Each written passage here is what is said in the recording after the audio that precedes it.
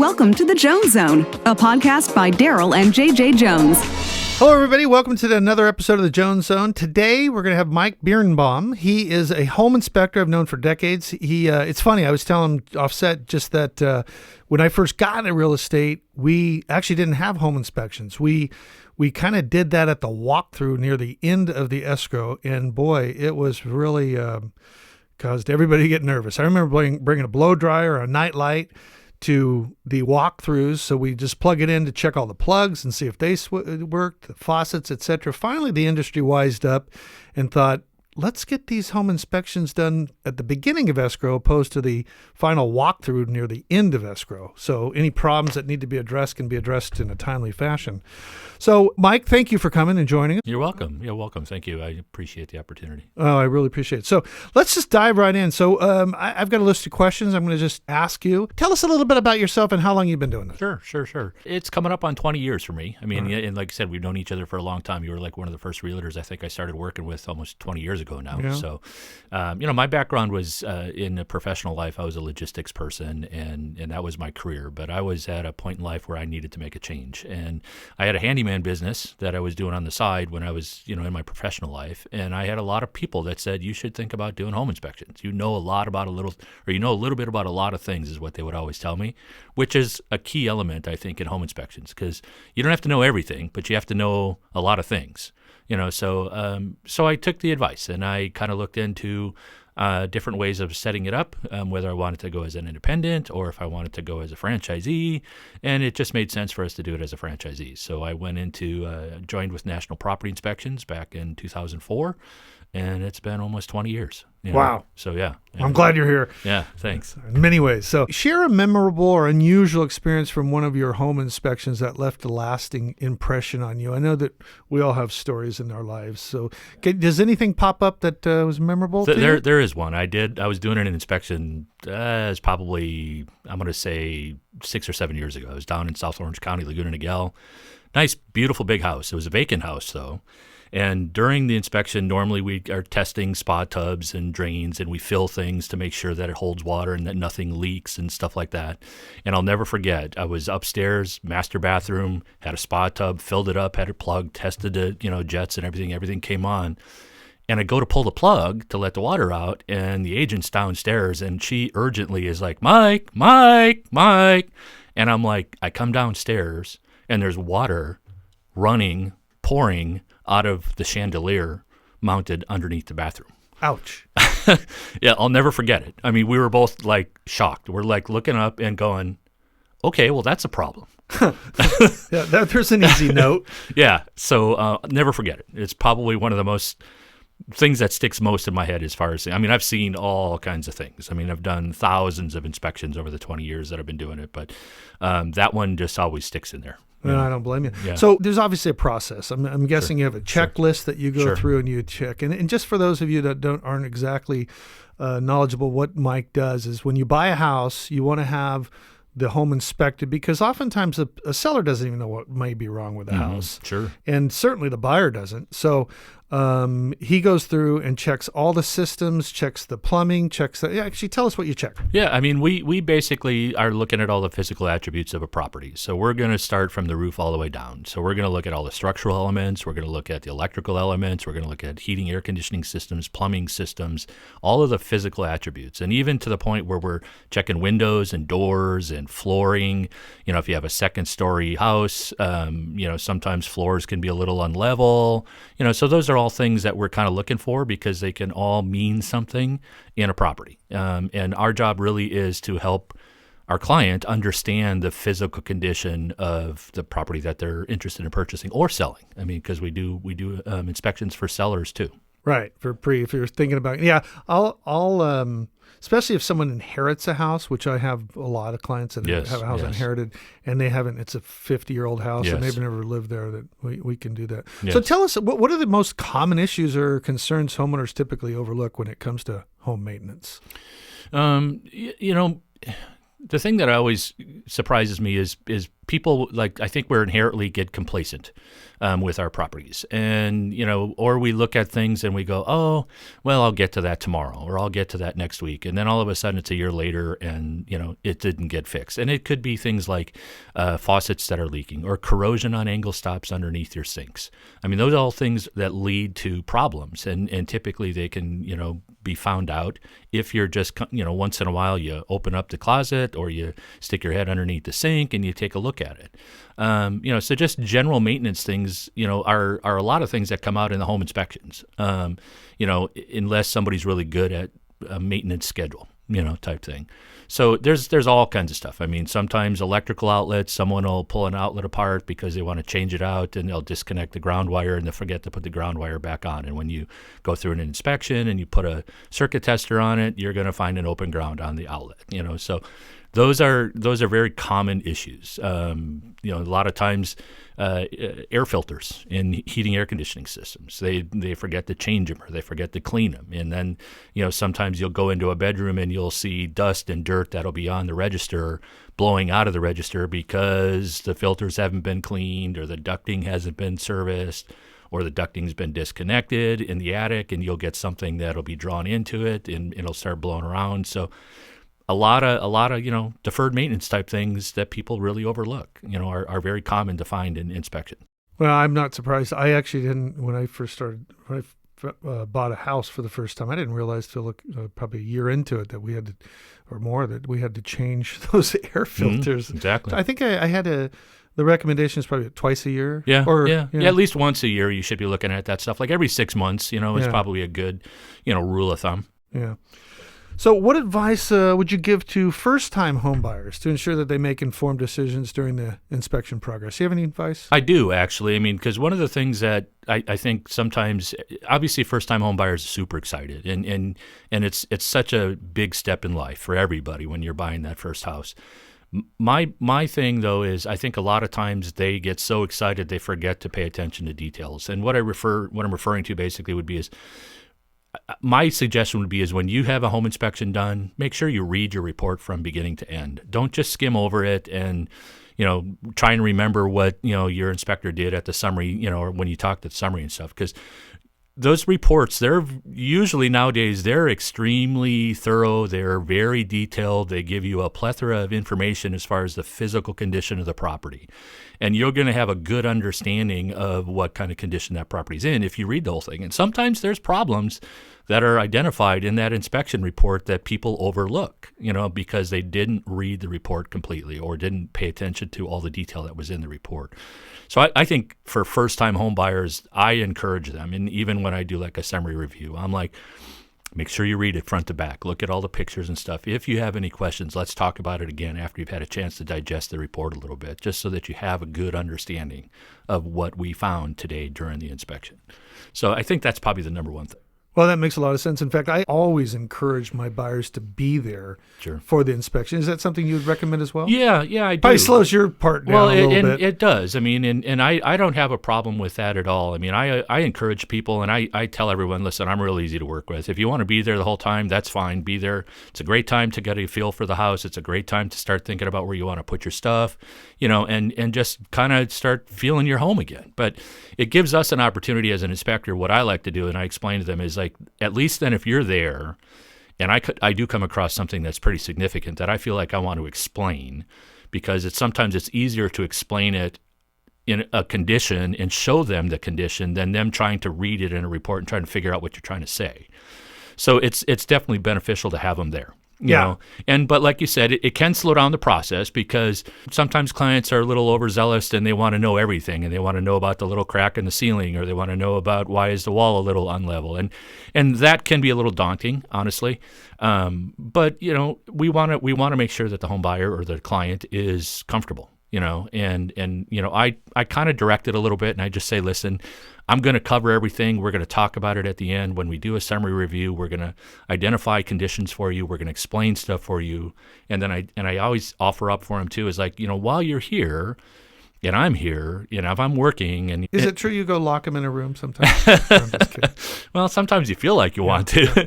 But no, I even offer up to them, and I say, listen, if you see something that you have a question about, ask. Don't hesitate to ask. But I also tell them, like you were saying, is to kind of keep the timing down. Is I also say, listen, I'm not going to stop at every little thing I see and show you and discuss every little thing that I see, because I see a lot of things, and I document a lot of things, and you're going to get, and I always tell them, you're going to get an extremely thorough report. And they usually, once they've had a chance to read the report and we've had a good conversation after the fact, they're usually have a good understanding, and they're comfortable and they're relaxed, by the end, and they know that they're going to have a good amount of information that they can work through.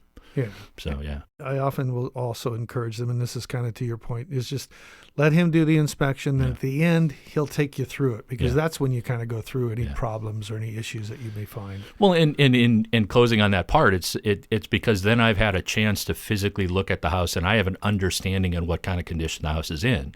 Because sometimes you have to look at things in a sequence. I mean, like if you're in Whittier, where you're right on a seismic earthquake fault, you're going to see cracks, because it's part of, living, in that area or near a seismic fault line. So then you have to assess the condition of the crack and what maybe caused the crack and how severe is the crack. But sometimes it takes looking at different things to understand that. And you can't just go, okay, well, that's a bad one, without looking at other aspects around it that could have created it, or that kind of stuff. So, is it true that two things come to mind when you say that? What you said, funny, we have constant education, Sure. And we had an attorney into the office giving us our education to keep us up to speed on new laws, Sure. and et cetera. And in the disclosures, he said small settling cracks in driveway. And he puts it on the screen, and a room full of real estate agents said, what's wrong with this? And all the realtors said, well, nothing's wrong with it. Sounds good. He says, no, small. That's subjective. You know, it may be small to you, it may be big to them. Correct. And when did you become a geologist? How do you know it's a settling crack? So he said, just stick to the cracks in driveway. Sure.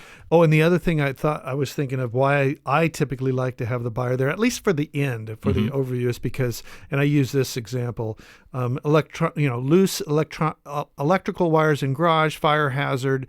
And that you read that and it sounds pretty bad. Sounds scary, yeah. Yeah, but then you go show them it's just two wires that just need to have one of those twist things put on there. So, okay. And I know that you have to be, and you not to suggest that you wouldn't do this anyway, but because of litigious California, or, for litigious reasons, you're very thorough. And another good aspect is, and just in case people are thinking of this, you don't offer repair work. So Correct. therefore you're completely unbiased. Correct. You go there Correct. and you're not calling out things hoping, you're going to get hired to fix Correct. these things at all. So Correct. I think that's an important part. Correct. Yeah, definitely ethical in our perspective to not get mixed into that. Yeah, no. So home inspections often uncover unexpected surprises. Can you recall a situation where the outcome of an inspection significantly impacted a home sale?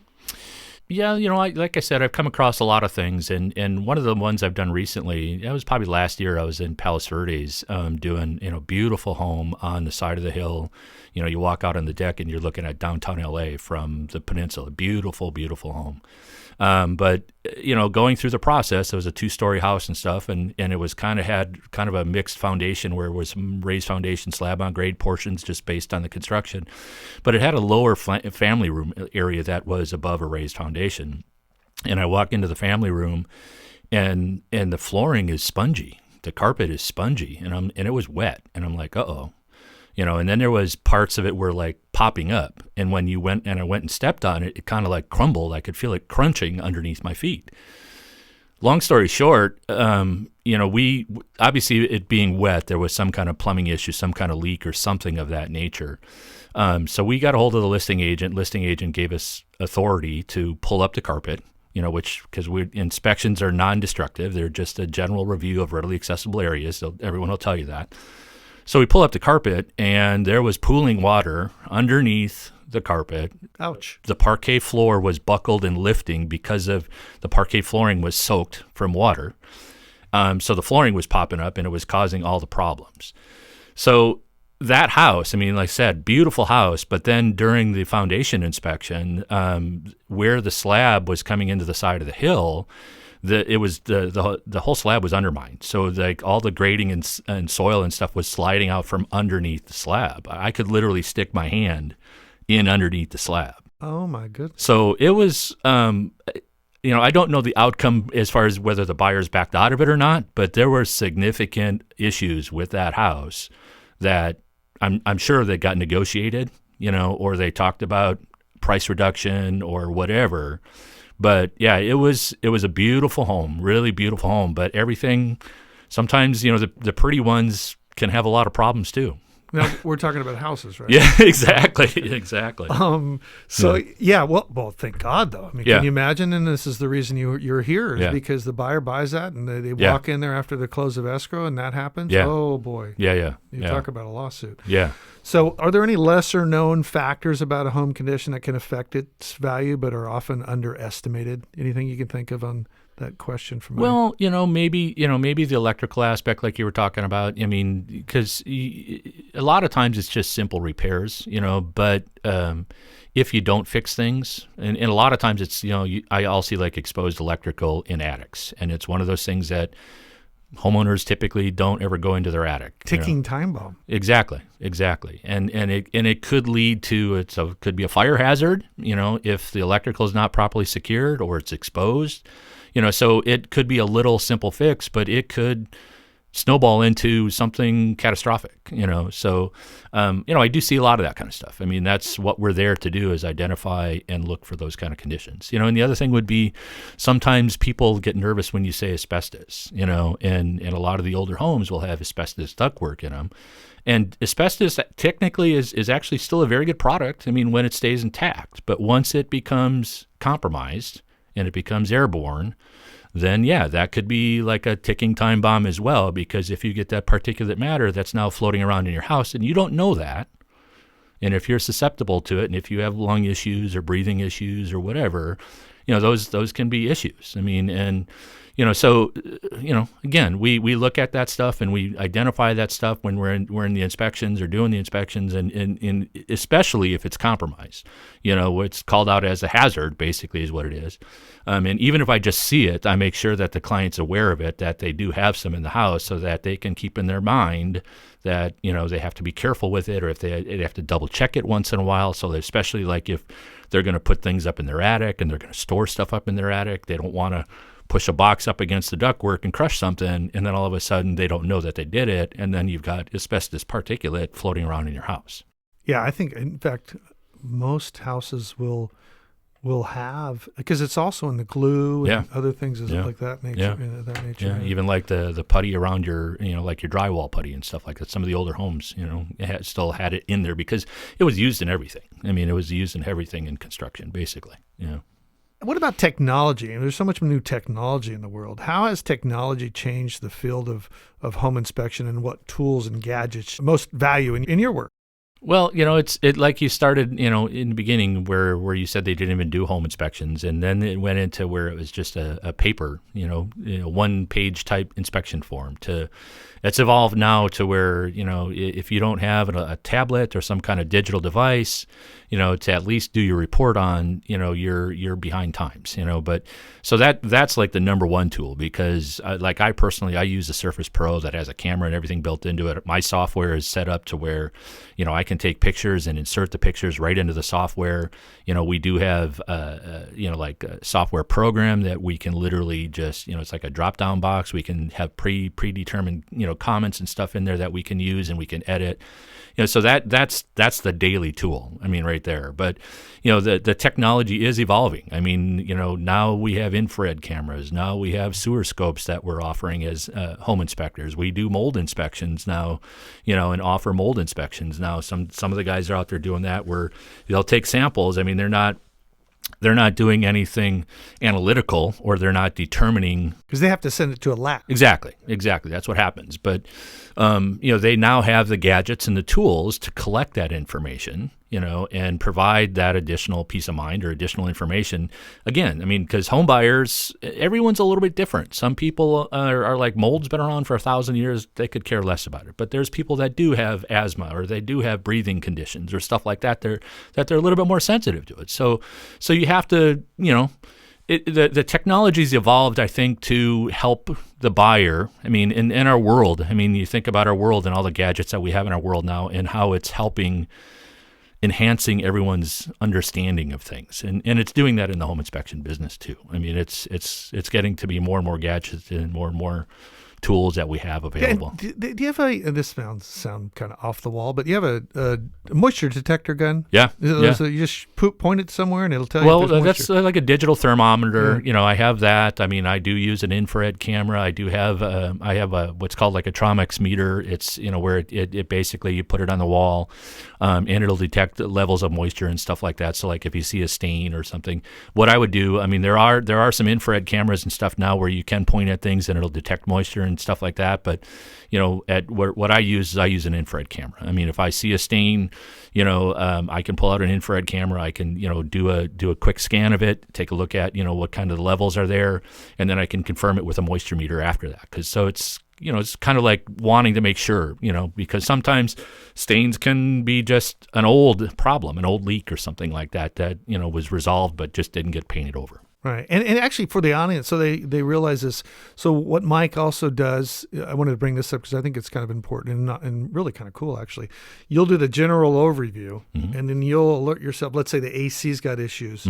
You'll say, look, the AC's got issues. And then you recommend have a specialist for central air come out. Correct. Yeah. And that's just part of the overall part of the process because, again, home inspectors are meant to be generalists. We're there to kind of give you a preview and give you some ideas, confirm conditions and stuff like that. And if we feel like it needs to be dug into a little bit more or researched a little bit more or evaluated, I guess is the best word to use, a little bit more, we're going to recommend like an HVAC contractor come out and further evaluate it or an electrical contractor come out and further evaluate it, so on. Do you have any specific strategies to use to communicate the findings to your clients? Because I know, like you said, I guess you have to kind of read them a little bit because some people may really have a big issue with certain items, other ones don't. And that's funny because I get asked that by sellers. I say, you know what? It's just every buyer is different. Yep. I mean, some buyers are going to be really, really potentially affected by a certain finding, and some will just go, I don't care. Yeah. No, and I agree 100%. And you really have to understand your client and kind of feel them, type thing, and on the energy that they're giving you. For me, over the years, I've learned calmness is the best thing, because every house, I've been in brand new construction houses that have had problems, and I've been in 100-year-old houses that are, have problems. So in revealing to a client, the best thing is to be just very calm, very cool, don't be, oh my gosh, you got this going on, you just state it for what it is. Yeah, it's almost, there's very few flawless homes. Oh, yeah. None, maybe. None, really, in my opinion. None. I mean, like I said, I've been in brand new construction where the client has asked me to come out and do like their pre-walkthrough with them, and I'll find, like the gas line hasn't been connected to the furnace in the attic, or I'll find like a collar nut on a P-trap underneath the sink hasn't been tightened down, and as soon as you run the water, the P-trap falls off of it. I mean, there's things. That's where I'm reminded of a new home that I sold, and it was a new build. Yeah. And the buyer wanted a termite. And I said, well, okay, sure, we can do that, but it's a new build. Sure. And lo and behold, they found termites. And I'm scratching my head thinking, this is a brand new house. How can it have termites? And then through a few more questions, apparently the termites land on the wood before the house is built. Yeah. So it's built with termite it's in the wood. Yeah, when it comes from the manufacturer. You'd mentioned earlier in the interview about maintenance things. Do you have any recommendations what homeowners should do about maintaining their house? You talked about changing the air filters. Any other kind of advice you can give? Sure. One of the things that we offer actually to our clients is we actually have like an electronic maintenance guide. And I think getting something like that in your mindset when you're a homeowner, because we all, like every year we have to pay our taxes by a certain time. So if you really get into a routine and having a tool like that, and even if you do it yourself, I mean, if you create some kind of spreadsheet, that lists like, okay, I changed my air filter on January 1st. I looked at my smoke alarms on March 10th. I evaluated my plumbing, applications on whatever day. So, I mean, I think having a tool like that is important because then it takes out that, did I remember to do this? Did I remember to look at this? Or, and you just get yourself into a routine, and it's very beneficial to stay on top of those things because, like I mentioned earlier, we get complacent. And then, did I look at the filter last year or did I check my smoke alarms? But if you have that tool, I think is one of the smartest things to do. Yeah, and then even, I mean, it's funny. I realized, years ago, insurance companies don't like vacant homes. They don't like it when a house is vacant. And it's because, and I've seen this, where just one little drop, a drop every minute, and then after a week, you got yourself a flood or new floor needs, mold, everything. So Yeah. it can be a little scary. But in your experience, what are some of the quirky or unusual features or design choices you've encountered during your home inspections? Anything come to mind? Again, I've looked at thousands of houses and stuff over the years, and I remember one actually that quirky, maybe wrong, but I remember I was upstairs as a 2-story house, and I was walking in the bedrooms, and it had laminate flooring down, and when I walked in, it was like spongy and soft, and it like flexed quite a bit, and I'm like, there's something going on here. And lo and behold, I was able to find out that the person that installed the laminate flooring, they didn't pull the carpet pad up. Oh. They installed the laminate flooring. They took the carpet out, but they didn't take the carpet pad out. And they put the laminate flooring on top of the carpet pad, which is like a foam, like a sponge, and it was kind of quirky. Yeah. Was it wrong? Probably. So you come across crazy things like craftsmanship. That's a good way to put it. I'm reminded of, in fact, this one time, and I may have mentioned this before on another podcast, so forgive me if I did, but I had a house for sale, and I got a couple calls from agents who showed it was vacant, and they said, hey, you got a bunch of bees at your house, at your listing. So I drove over there, and sure enough, there are hundreds of bees, and then through other research, more like thousands of bees. Just going through the light fixtures, this and that. So I call my owner and let him know, and he calls who are we going to call? Well, a beekeeper. So we got a beekeeper over there, and he was going to be there at 11 o'clock. And I remember I was running a little bit late. I was around 11:05, and I see his truck, and I see him out in the front, and I go, oh, good. I wanted to see how you did this. So I'm glad I got here in time. I thought I was going to maybe miss you. He goes, oh, I'm done. I go, you're done? How in the heck did you get rid of thousands and thousands of bees? And he goes, all you have to do is find the queen bee, and you take the queen bee, and all the other bees follow. So it's oddly enough a pretty simple. Once you find the queen bee, it'd probably be a needle in a haystack, I would imagine. But but he found it pretty quickly. I mean, with his experience and stuff. But I was didn't even occur to me. So the home inspections can be really stressful for both buyers and sellers. And it's funny because I tell all my clients, I said, okay, there typically is two hurdles that we need to get through. Biggest hurdles are home inspection and appraisals oftentimes. So they are a big aspect, but they also are just well worth it. I mean, you can imagine just the one comment you got about the slipping your hand under the foundation. That would have closed escrow, and the buyer would, oh my goodness, there would have been not good. So any particular red flags that you can indicate potential problematic properties, even before conducting a formal inspection? In fact, I sometimes will tell people, because I don't want to act as an expert necessarily too, but when windows don't close and open, that's an indication of some shifting. Fair enough. And same with doors. But are there anything else, any particular red flags that you can kind of notice right away? Sure. Like when you just start walking into a house, I mean, windows is a great example, and doors are a great example. I mean, even opening and closing doors. I mean, if they're sticking, and when you look at the perimeter around the edge of the door, and if that gap isn't even, that's probably going to be a settlement-related issue, and diagonal cracks. I mean, I always tell people, it's like, because you'll see a vertical crack, horizontal crack, which is kind of normal for drywall and stuff like that. But if you start seeing diagonal cracks, like over the doors or over the windows, again, those are going to be like movement-related issues. So that's a simple thing to just start looking for. Another interesting thing is we've had some rain lately. I mean, and a lot of people are like, do you do inspections in the rain? I'm like, it's the best time to do an inspection because you're going to be able to see if there's anything active. Good point. But like when your foundation or your grading aspects, if you see water pooling around the house after it rains, that's something that you want to pay attention to, because if the water is pooling around the edge of the house, is it then going to wick into the stucco? Is it going to seep in somewhere? And then you're going to all of a sudden have water issues and stuff that you got to deal with. So there's just common things that you can look at. I mean, I know another thing for me, years ago, I remember walking up to a property and I didn't even go on the roof yet. And I could just tell the roof was in rough shape because there was so much reflection and like glare coming off of the asphalt shingle. And I knew what it was. It was, basically the granular aspects that are typically embedded into a shingle were just eroded and gone. So now you're starting to see the fiberglass felt that is part of the shingle construction being exposed, and the sun is bouncing off of it.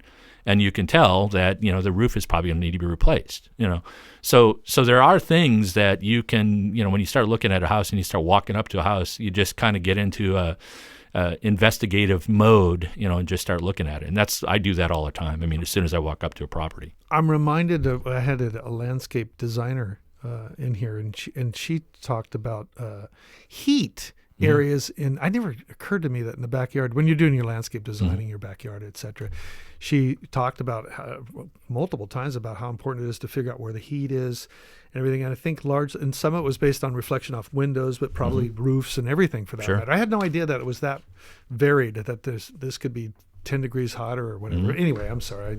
What's the most satisfying part of your job as a home inspector? How do you feel when you help clients make informed decisions about their homes?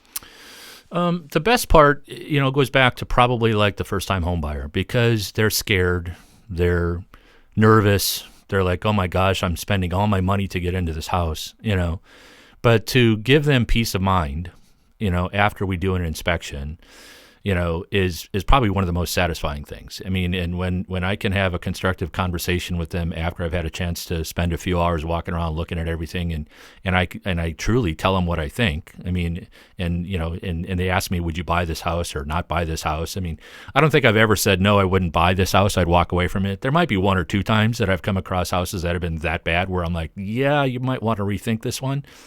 But that's probably the biggest part is knowing that it's almost like they have, you can see they have a sense of relief after we've done a summary review, and they're like, oh, okay, we're going to be okay. And I'm like, and the other thing, and I always remind people, it's like everything can be fixed. Everything, in a house can be fixed, and it's just a matter of what the level is, what your temperament's going to be, and I try to identify like what's the most important thing that they should start with. And then, you kind of work down the list and say, oh, you could probably live with this one for a little while, and, it'll be okay. And the client gets a lot of peace out of that, and a lot of peace of mind out of that. And that's probably the biggest satisfaction that I get out of doing it. I mean, I like helping people understand the condition of the property, Well, it's funny because when the market, kind of like we are currently, where it's an extreme buyer's market, and it has been multiple years, oftentimes the buyers, one of the ways they can get properties is remove contingencies. So in a typical transaction, you have contingencies such as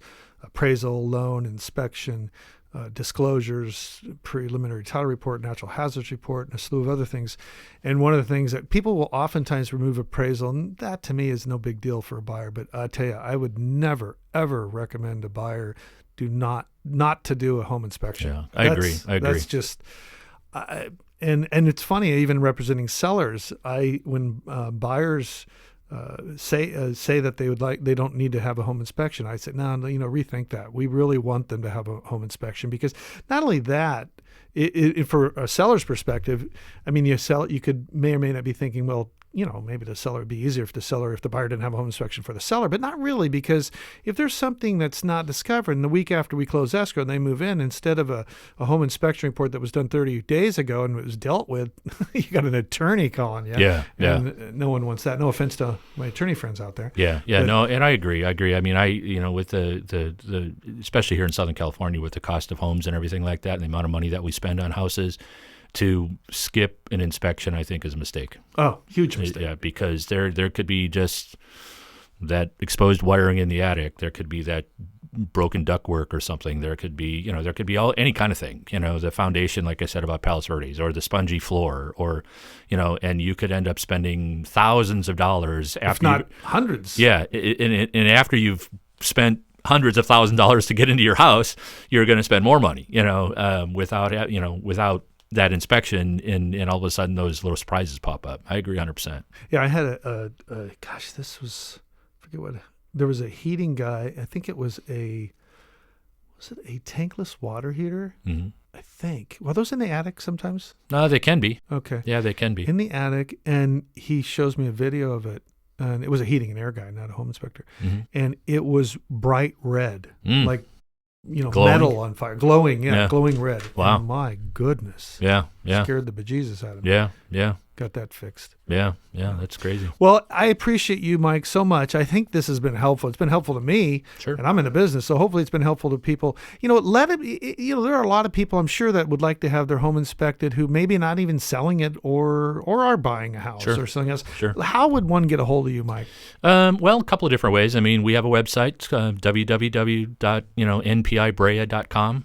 Is our NPI, Nancy, Pretty, Indian. or National Property Inspections. Ooh, there's a good one. God, I didn't even think of that.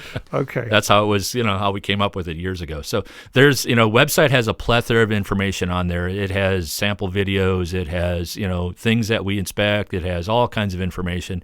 It has some other offers. We're partnering with Thumbtack now, which is a repair estimate type company, which is a new thing in technology in the world and stuff like that. So there's information on our website on there.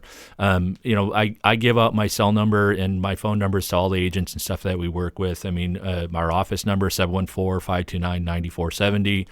My cell number, 714-936-9110.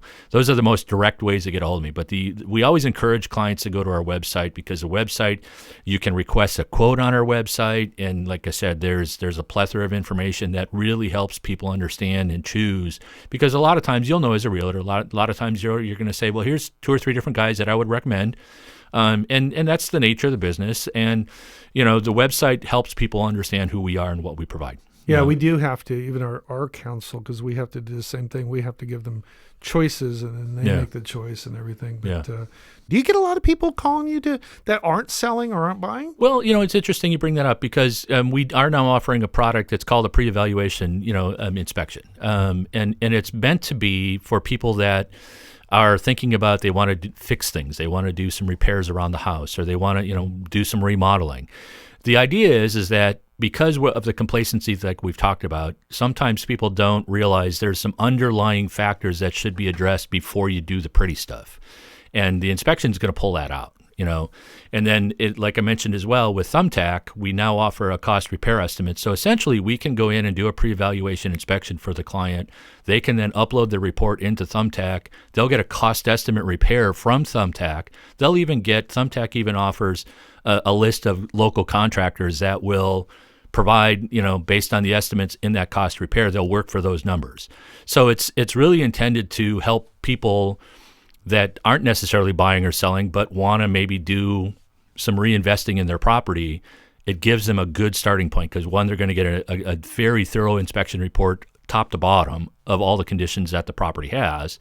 Then they're going to have a cost estimate repair report that's going to tell them what it's going to cost to fix all that stuff. And it's even going to prioritize what's like a safety related item, or what's, like what would be more of a cosmetic type thing. So it's really going to give them a lot of information. So yeah, we're kind of starting with the new year. We're really going to kind of push the pre-evaluation inspections, because it seems like it would be a really good tool for just the general public. Yeah, just for just occurred to me, for a remodel. If anyone's doing a major remodel, Exactly. It's obviously, if the wall's going to be open up, let's get these things fixed now. Exactly. So I didn't even occur to me. That'd be a great advice to get it done before a remodel. And then it's funny, we do the same thing whenever we get we want to get responses. We get an estimate. Contract, you have an estimate. You have to have that to know what to ask for. But, well, that's some really, really good advice. Well, hopefully everybody out there, both my mom and dad who are listening, found this very useful. I found it useful. And contact Mike if you have any questions. He could, or if need an inspection, I strongly recommend him. I guess I don't know if legal reasons I'm supposed to say that, but I'm going to say it. So good, thank you. I appreciate strongly it. recommend him. Yeah. Again, thank you very much. Thank you very much, Mike. Thanks, Darryl. I appreciate it. It was a great experience. Right. Thank you. Take care, everybody. Thanks. Bye-bye.